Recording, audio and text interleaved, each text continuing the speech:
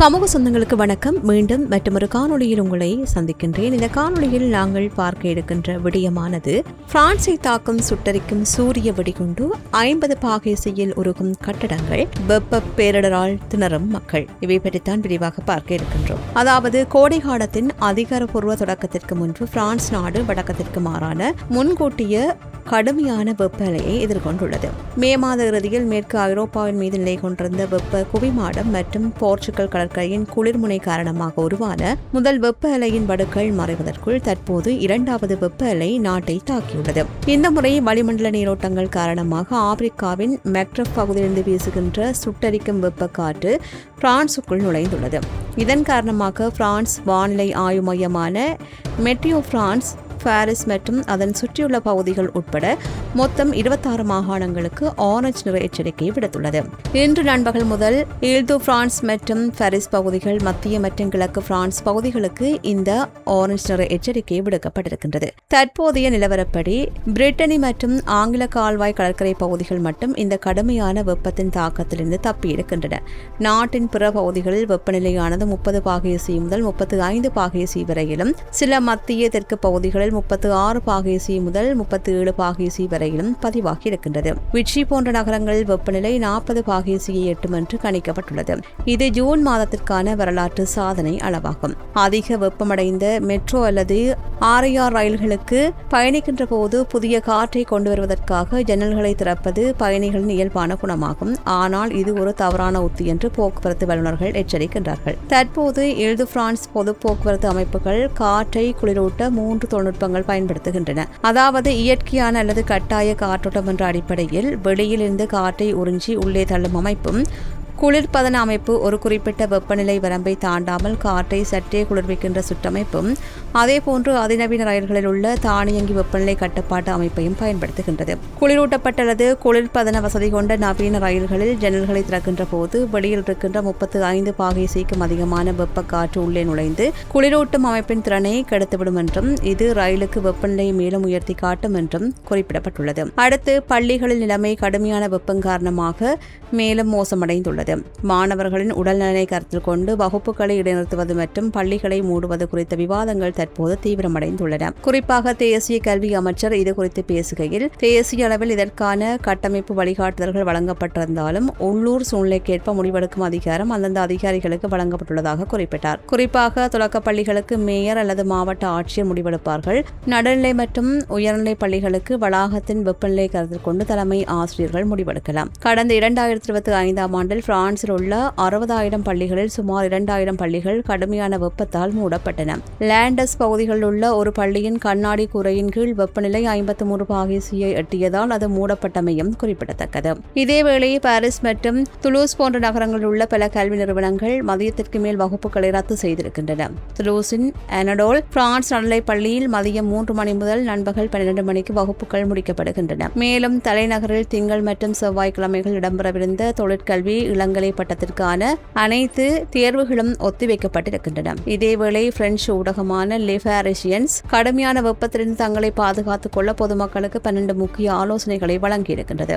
ஐரோப்பிய உணவு பாதுகாப்பு ஆணையத்தின் ஆலோசனையின்படி பெண்களுக்கு தினசரி 2 லிட்டர் தண்ணீரும் ஆண்களுக்கு 2.5 லிட்டர் தண்ணீரும் தேவை என்றும், பீர் தற்காலிக புத்துணர்ச்சியை தந்தாலும் அதன் சிறுநீர் பெருக்கி தன்மையால் உடலுக்கு தேவையான நீரிழப்பை ஏற்படுத்திவிடும் என்றும், வியர்வை ஊக்குவித்து உடல் வெப்பத்தை இயற்கையாக வெளியேற்ற புதினா, தேநீர் போன்ற வெதுவெதுப்பான அல்லது சூடான பானங்கள் உதவுவதாகவும் அறிவுறுத்தப்பட்டுள்ளது.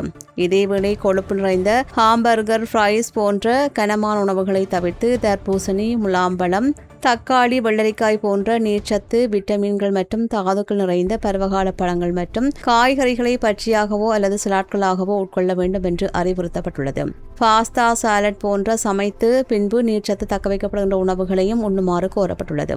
இதேவேளை பகலில் ஜன்னல்களையும் திரைச்சீலைகளையும் மூடி வைத்து இரவில் வெளியில் வெப்பநிலை குறையும் போது காற்றோட்டத்திற்காக திறக்க வேண்டும் என்று அறிவுறுத்தப்பட்டுள்ளது. அது அறையின் சூழலை பொறுத்து செயற்படுத்தப்பட வேண்டும் என்றும் அறிவுறுத்தப்பட்டுள்ளது. அத்துடன் மெல்லிய பருத்தி ஆடைகளை பயன்படுத்த வேண்டும் என்றும் அறிவுறுத்தப்பட்டுள்ளது. இதேவேளை தூங்குவதற்கு முன்பு வெதுவெதுப்பான நீரில் குளிப்பது சிறந்தது என்றும், குளிர்ந்த நீரில் குளித்தால் உடல் தனது வெப்பநிலையை சமநிலைப்படுத்த மேலும் உட்புற வெப்பத்தை உருவாக்கும் என்பதால் குளிர்ந்த நீரை தவிர்க்க வேண்டும் என்று அறிவுறுத்தப்பட்டுள்ளது. இதற்கிடையில் நாய்கள் மற்றும் பூனைகளுக்கு வீடு முழுவதும் பல இடங்களில் தண்ணீர் வைக்க வேண்டும் என்றும் பகல் நேரத்தில் தயார் சாலைகள் சுட்டரிக்கும் என்பதால் நடைபயிற்சி அதிகாலை அல்லது மாலை நேரத்திற்கு மாற்ற வேண்டும் என்று அறிவுறுத்தப்பட்டுள்ளது. இதேவேளை கடந்த மே மாத பந்தயங்களில் சில ஓட்டப்பந்தய வீரர்கள் உயிரிழந்தமை சுட்டிக்காட்டி 25 பாகை சிக்கு மேல் வெப்பநிலை எடுக்கின்ற போது கடுமையான உடற்பயிற்சிகளை தவிர்க்க வேண்டும் என்று விளையாட்டு மருத்துவர்கள் அறிவுறுத்தியுள்ளார்கள். தலைவலி அல்லது தலை சுற்றல் ஏற்பட்டால் உடனே நிறுத்த வேண்டும் என்றும் அறிவுறுத்தப்பட்டுள்ளது. இதேவேளை நீச்சல் குளங்களை நிரப்புதல், வாகனங்களை கழுவுதல், பயிர்களுக்கு நீர்ப்பாசனம் செய்தல் ஆகியவற்றுக்கு கடுமையான தடையும், குடிநீர், சுகாதாரம் மற்றும் குடிமை பாதுகாப்பு போன்ற அத்தியாவசிய தேவைகளுக்கு மட்டும் தண்ணீர் அனுமதிக்கப்படும் என்றும் அறிவுறுத்தப்பட்டுள்ளது. வீட்டு தோட்டங்களுக்கு நீர் பாய்ச்சுவது முற்றிலும் தடை செய்யப்படும் என்றும் அறிவுறுத்தப்பட்டுள்ளது. பள்ளிகள் மற்றும் பொது கட்டடங்களை தற்போதைய காலநிலை மாற்றத்துக்கேற்ப மாற்றியமைக்க வேண்டிய கட்டாயம் ஏற்பட்டுள்ளதாகவும் கூறப்படுகின்றது. பிரான்ஸ் அரசு 60,000 பள்ளி கட்டடங்களை வெப்பக்காப்பு செய்து புதுப்பிக்க 3 பில்லியன் யூரோக்களை ஒதுக்கி இருக்கின்றது. தற்போது 24 மில்லியன் சதுர மீட்டர்கள் பரப்பளவிலான கட்டடங்கள் புதுப்பிக்கப்பட்டு வருகின்றன. இதேவேளை வெப்பத்தின் தாக்கத்திலிருந்து தப்பிக்க மக்கள் கண்மூடித்தனமாக நீர்நிலைகளில் இறங்குவதை தவிர்க்க வேண்டும் என்றும், கடந்த கோடையில் பிரான்சில் 1400க்கும் மேற்பட்டோர் நீரில் மூழ்கி உயிரிழந்ததாகவும் தெரிவிக்கப்படுகின்றது. பாரிஸில் செயின் நதியில் நீந்துவதற்கு ஜூலை 4 முதல் ஆகஸ்ட் 30 வரையில் மட்டும் பாதுகாப்புடன் அனுமதி வழங்கப்படும். செயின்ட் மார்டின் கால்வாயில் ஜூன் 17 முதல் 100 மீட்டர் வரையறுக்கப்பட்ட பகுதிகளில் தற்காலிகமாக நீந்த அனுமதி அளிக்கப்பட்டுள்ளது.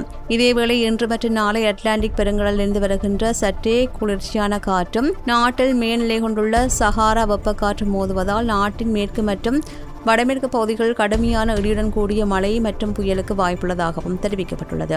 நார்மண்டி மற்றும் கிராண்டெஸ்ட் பகுதிகளில் 15 முதல் 25 மில்லிமீட்டர் வரையில் மழை பெய்யக்கூடும் என்றும், இந்த புயல்கள் வெப்பநிலையை தற்காலிகமாக 10 பாகை சி வரையில் குறைத்தாலும் அது குறுகிய கால நிவாரணம் என்று அறிவுறுத்தப்பட்டுள்ளது. வளிமண்டலத்தில் ஈரப்பதன் அதிகரிக்கும் போது நிலவுகின்ற வெப்பநிலையை விட உணரப்படுகின்ற வெப்பநிலை மிக அதிகமாக இருக்கும். காற்றில் ஈரப்பதன் அதிகமாக இருந்தால் மனித உடல் வியர்வை மூலம் வெப்பத்தை வெளியேற்ற முடியாது. இது நீரிழப்பு மற்றும் வெப்ப தாக்கத்தை அதிகரிக்கும். இந்நிலையில் சுகாதார நேர வெடிகுண்டாக இது மாறக்கூடும் என்று எச்சரிக்கப்படுகின்றது.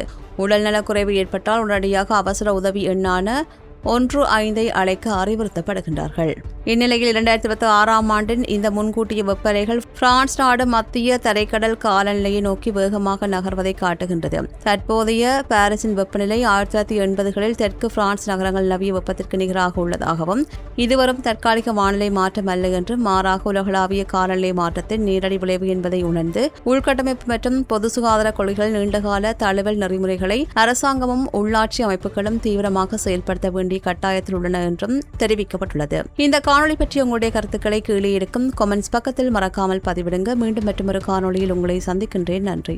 இது போன்ற பல செய்திகளை தெரிந்து கொள்ள நம்முடைய சமூக மீடியா யூடியூப் சேனலை சப்ஸ்கிரைப் செய்து அருகிலுள்ள பெல் பட்டனை கிளிக் செய்யுங்கள். மேலும் செய்திகளை உடனுக்குடன் தெரிந்து கொள்ள சமூகமீடியா.com என்ற இணையதளத்தின் வாயிலாக எங்களுடன் இணைந்திருங்கள்.